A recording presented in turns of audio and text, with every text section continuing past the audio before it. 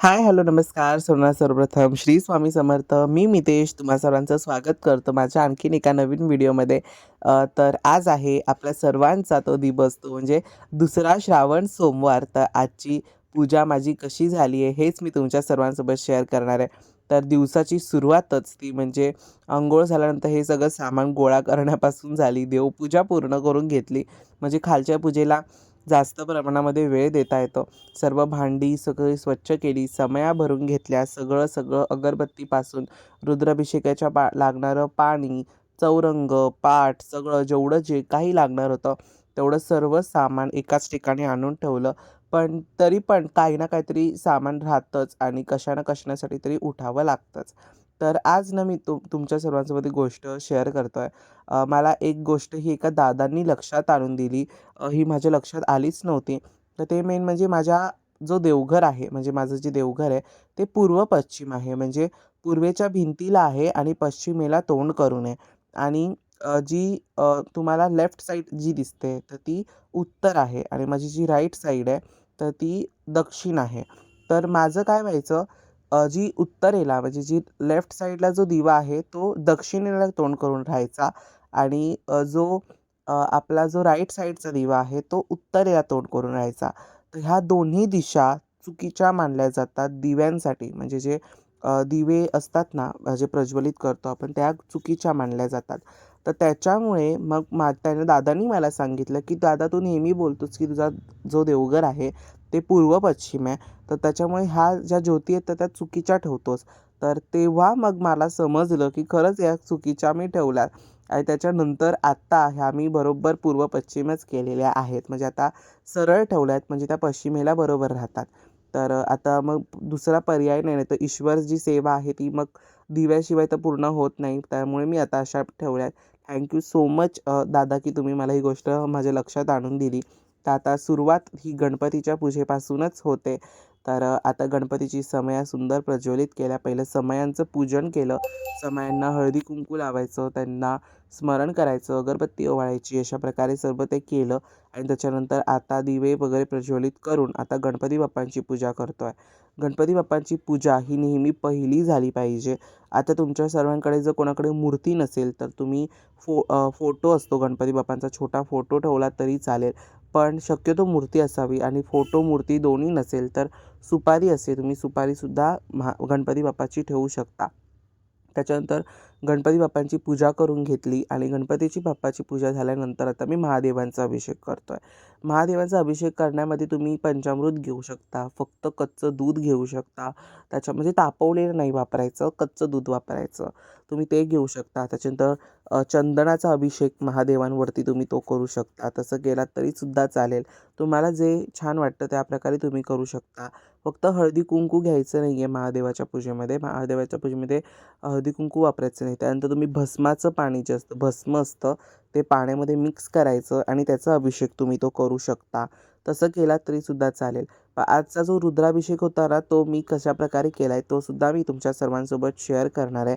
त्याचा रुद्राभिषेक काय आला, टी व्हीवरती आजचं मी रुद्राभिषेक लावलं होतं. आणि ते मी त्याप्रकारे का केलं ते तुम्हाला सांगतो. तर बरेचदा आपल्या वाचनामध्ये खूप फरक पडतो. काही-काही वेळेस आपण खूप स्लो वाचतो, काही-काही वेळेस आपण खूप फास्ट वाचतो. त्याच्यामध्ये खूप फरक पडतो आणि त्याच्यामुळे रुद्राभिषेकाला कमीत कमी 1 ते 1.5 तास हा जातोच जातो. आता माझा हा रुद्राभिषेकच सुरू आहे. तर ते बेलाचं पान बघा किती छान मस्त बसलं आहे. खूप सुंदर दिसत होतं. तर मी तुम्हाला सांगतो की आजचा रुद्राभिषेक मी कसा केला. तर आपलं यूट्यूब चॅनलला, म्हणजे यूट्यूबवरती आपल्या नाही, म्हणजे यूट्यूबवरतीच दिंडोरी प्रणीत रुद्राभिषेक ही सेवा उपलब्ध आहे. तर मी काय केलं, ते टी व्हीवरती ते लावलं, दिंडोरी प्रणीत रुद्राभिषेक सेवा. ती माझ्या मते फक्त 24 मिनिटाची काहीतरी होती. तर 24 मिनिटामध्ये गळती अशा प्रकारे ठेवायची आणि एका साईडला मी मध्ये-मध्ये डमरूचा नाद करत होतो, कारण तो महादेवाला खूप प्रिय आहे. त्याच्यामुळे तर मध्ये जसं जमेल तशा प्रकारे मी ते करत होतो. तर एका साईडला टी व्हीवरती मी रुद्राध्याय लावले होते, पठण करत सुरू होते ते. आणि एका साईडला मी नमः शिवाय, नमः शिवायचा जाप करत होतो, म्हणजे ओम नमः शिवाय ह्या मंत्राचा जाप करत होतो. मध्येच आपलं रुद्र गायत्री मंत्र आहे, ह्या मंत्राचा सुद्धा मी जप करत होतो. तो सुद्धा ओम तत्पुरुषाय विद्महे महादेवाय धीमहि तन्नो रुद्र प्रचोदयात, हा तो मंत्र आहे रुद्र गायत्री मंत्र. मी ह्याचं पठण करत होतो. त्याच्यानंतर शिव अष्टोत्तर नामावली आहे ह्याचं पठण करत होतो.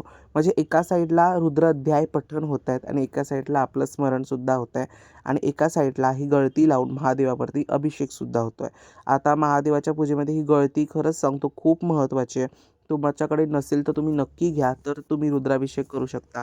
नाहीतर सतत तुम्हाला महादेवाच्या पिंडीवरती ते पाणी पाडत राहावं लागेल पळीने वगैरे. तर तसं करण्यापेक्षा तुम्ही अशा प्रकारे गळती घ्या, म्हणजे तुम्हाला पठण करता येईल, स्मरण करता येईल. आणि जर तुम्ही माझ्यासारखा आज मी जसा रुद्राभिषेक केला आहे तो म्हणजे एका साईडला टी व्हीवरती लावून, टी व्हीवरती किंवा मोबाईलवरती जसं तुम्हाला जमेल तशा प्रकारे एका साईडला तुम्ही ते रुद्राध्याय लावून तुम्ही एका साईडला स्मरण करून एका साईडला तुमचा अभिषेक होत आहे. तर अशा प्रकारे सुद्धा तुम्ही ही सेवा करू शकता. आणि म्हणूनच मी आज अशी सेवा केली, कारण काय काय जण खरंच वेळ नसतो, तर मग ते लोक अशा प्रकारे सेवा करू शकतात. तर बघा छान आता रुद्राभिषेक सुरू आहे. महादेवाच्या पिंडीवरती हळूहळू थेंब थेंब पाणी पडतं आहे आणि जे बेलाचं पान बघा किती सुंदर बसलं आहे, अगदी असं मस्त वाटतं आहे. आणि जे त्याच्यासमोर जे रुद्र तुम्हाला दिसतंय ना रुद्राक्ष, त्याच्याबद्दल एक मोठी स्टोरी आहे, ती तुम्हाला मी पुढे सांगतो. बघा अशा प्रकारे टी व्हीवरती मी ते रुद्राध्याय लावले होते आणि एका साईडला मी माझं स्मरण जे सुरू होतं, ओम नमः शिवाय, त्याच्यानंतर रुद्र गायत्री मंत्र, त्याच्यानंतर शिव अष्टोत्तर नामावली, त्याच्यानंतर शिव प्रार्थना असते, शिव हर शंकर नमामि शंकर शिवशंकर शंभो, हे गिरिजापती भवानी शंकर शिवशंकर शंभो. तर ह्या मंत्राचा जप करत होतो. तर ते सर्व झालं, रुद्राध्याय झाले, सर्व रुद्राभिषेक झाला. त्याच्यानंतर आत्ता तो म्हणजे बिल्वपत्रांचा अभिषेक आपल्याला करायचा आहे.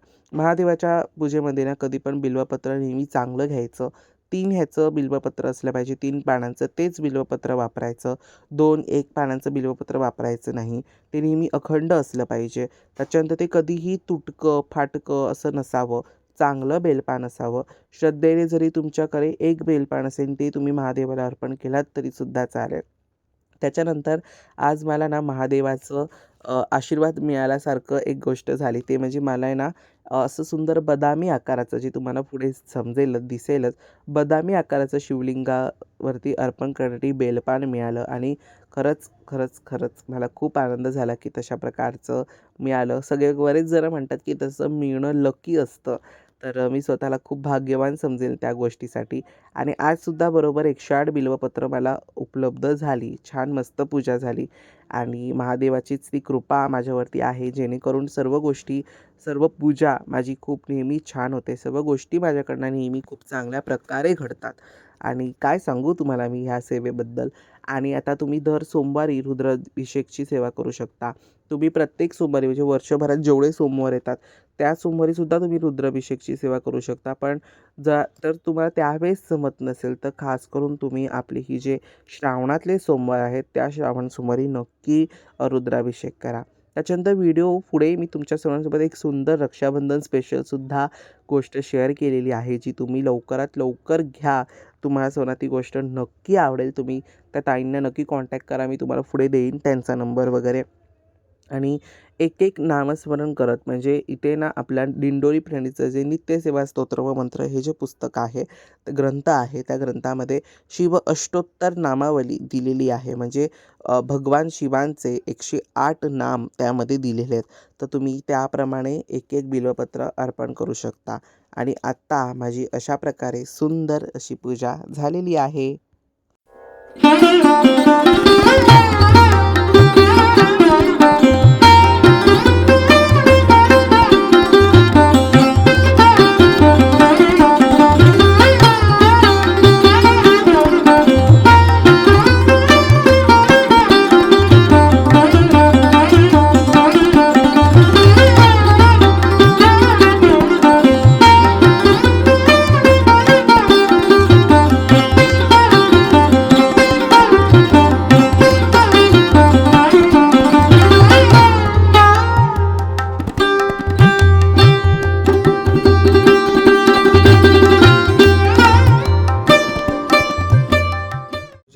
कशी झाली आहे मला कॉमेंट्समध्ये नक्की सांगा. अगदी आज अशी आगळी वेगळी अगदी मस्त अशी पूजा वाटते.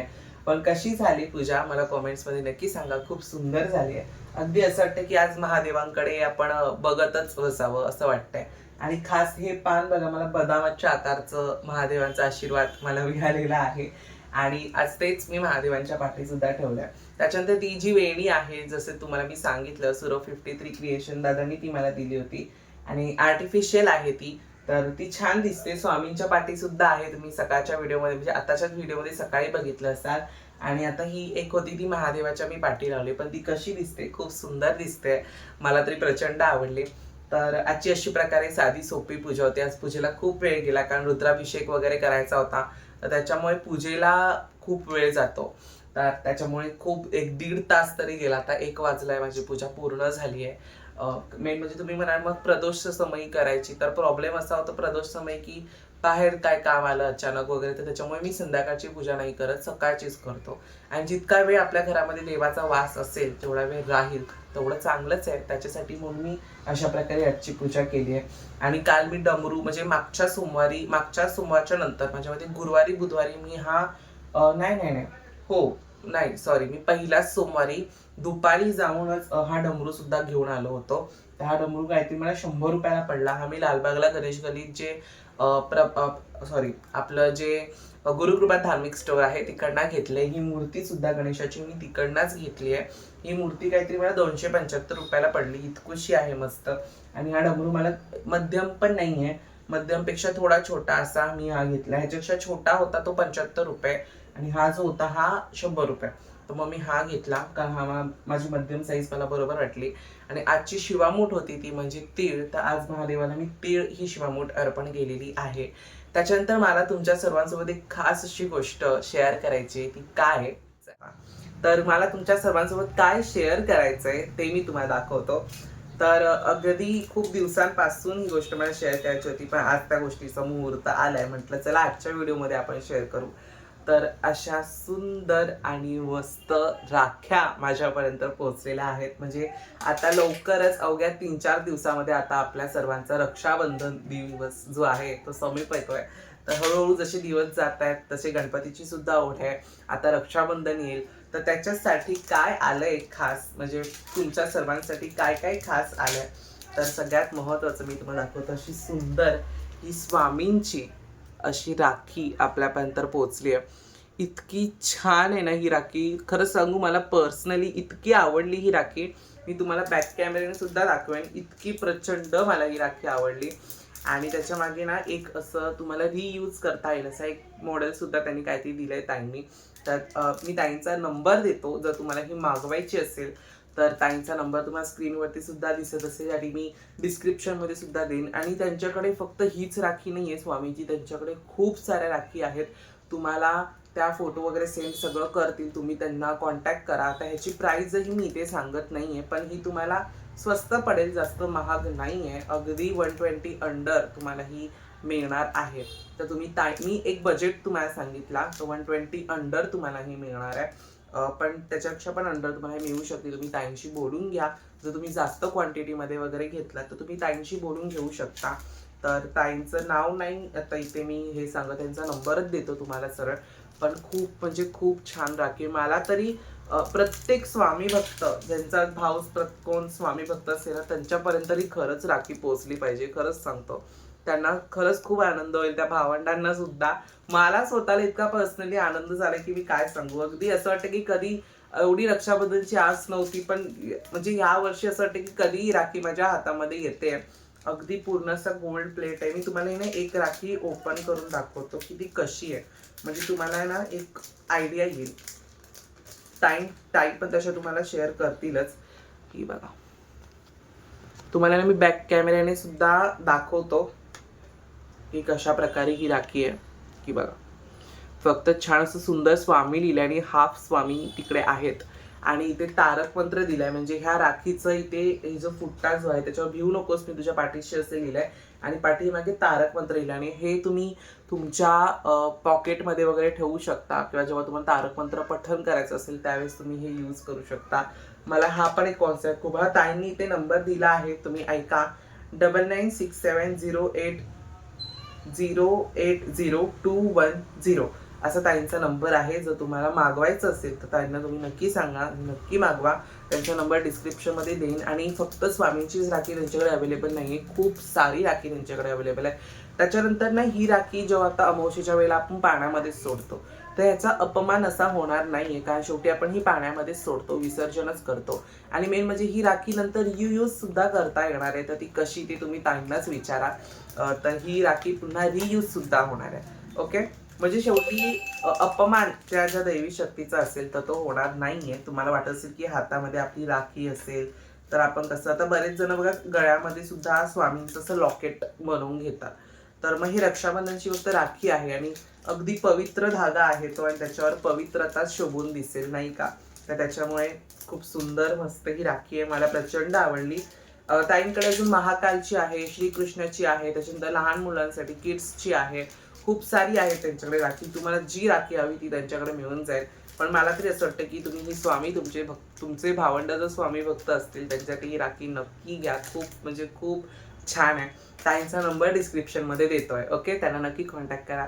आजचा व्हिडिओ तुम्हा सर्वांना आवडला असेल तर व्हिडिओला लाईक करा, शेअर करा आणि सगळ्यात महत्त्वाचं सबस्क्राईब करा.